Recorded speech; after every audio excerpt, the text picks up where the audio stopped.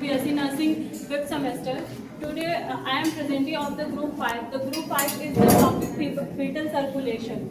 So today the topic of the fetal circulation is very important in the child health nursing.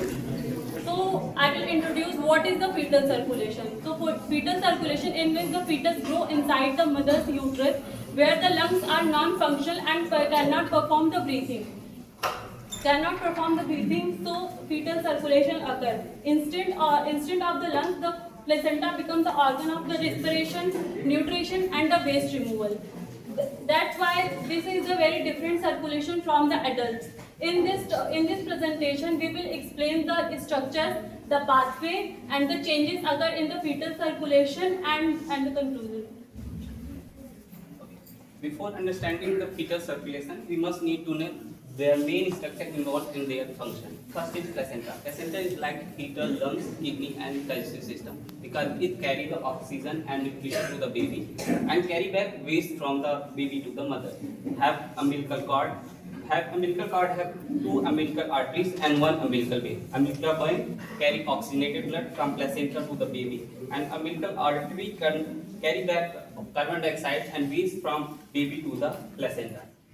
And next is the ductus venosus. Ductus venosus is just like a shortcut because it allows the most of the oxygenated blood from the umbilical vein directly transfer to the inferior vena cava and bypass the liver.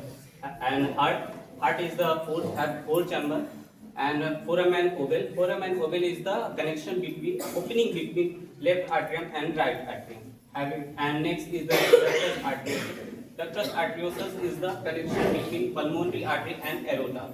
And next is lungs. Lungs is the non-functional because it is fluid filled. And thank you. Now I will explain the main pathway of the fetal circulation. So pathway start with the umbilical vein. So firstly, placenta, which is the only source of the oxygenated blood for the fetus. So pathway start with the umbilical vein, which carry the oxygenated blood from the placenta, and it bypasses the lung through the ductus venosus into the inferior vena cava. You will think if the inferior vena cava is carrying the deoxygenated blood, then oxygenated blood will mix. No, there is the flow occurs in the laminar flow. Means when two streams meet at once, there is different angle speed of the blood. So laminar flow occurs in the inferior vena cava, in which the upper stream will carry the oxygenated blood and lower stream will carry the deoxygenated blood. From the inferior vena cava, it will enter in the right atrium of the fetus heart. From the right atrium of the fetus heart, there is the valve, Eustachian valve in the inferior vena cava to the heart, which direct the most of the blood to the through the foramen ovale, which is the opening between the right atrium and the left atrium. So most of the blood will goes to the left atrium of the fetus heart. From the left atrium, it goes to the left ventricle. From the ventricle, it's directed to the aorta, which supply the blood to the upper body, heart, and the brain. Now the remaining blood which is present in the right atrium goes to the right ventricle. From the right ventricle it goes to the pulmonary artery.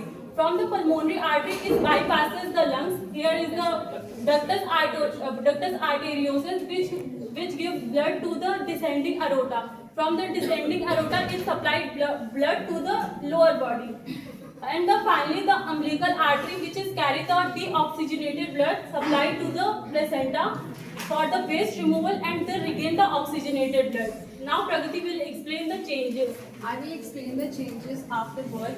The ductus arteriosus functional closure 10 to 15 hours and the anatomical closure 10 to 21 days after birth.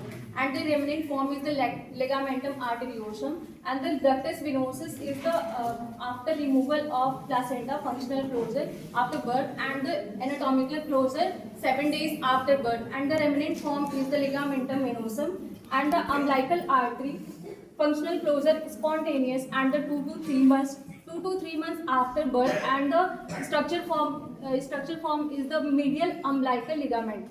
Next is the umbilical vein, and the umbilical vein functional closure immediately and anatomical closure 2 to 3 months after birth. The remnant form is the ligamentum teres hepatis, and next is the foramen ovale. Foramen ovale is structure, functional closure is the during breastfeeding, and the anatomical closure months to years after birth, and the remnant form is the foramen fossa. Now the conclusion. In conclusion, fetal circulation is a beautiful design system that support the life before the birth. By the placenta instead of the instead of the lungs, it provides the oxygen and the nutrient to the baby. By the key cells that are ductus